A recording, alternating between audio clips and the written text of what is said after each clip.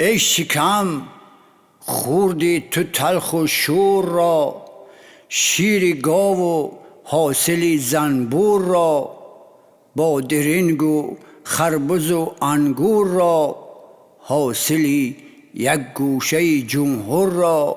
ای شکم ای بار وزنین، ای شکم در تو رفته حاصلی صحرا و دشت، تربوزی مسچا و سیب و ناک اشت، هرچی در تو رفت دیگر بر نگشت.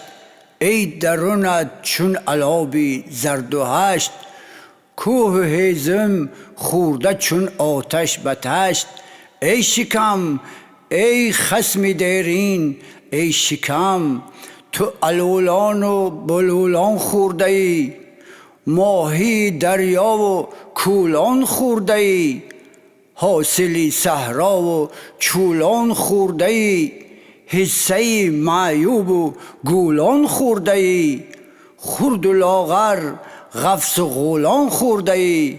ای شکم ای غار آلتین، ای شکم ای شکم تو اژدهای یا نهنگ، در دریدن همچو گرگی و پلنگ، بهر کندن بهر خوردن بیدرنگ، 100 هزارانت بود دندان و چنگ، از تو این تیرار و این کشتار و جنگ.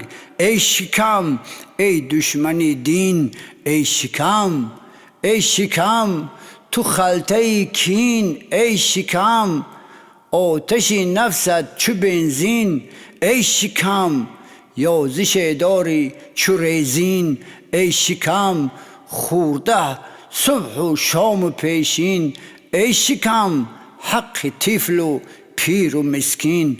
ای شکم گر چنینی الهی ترکی، ای شکم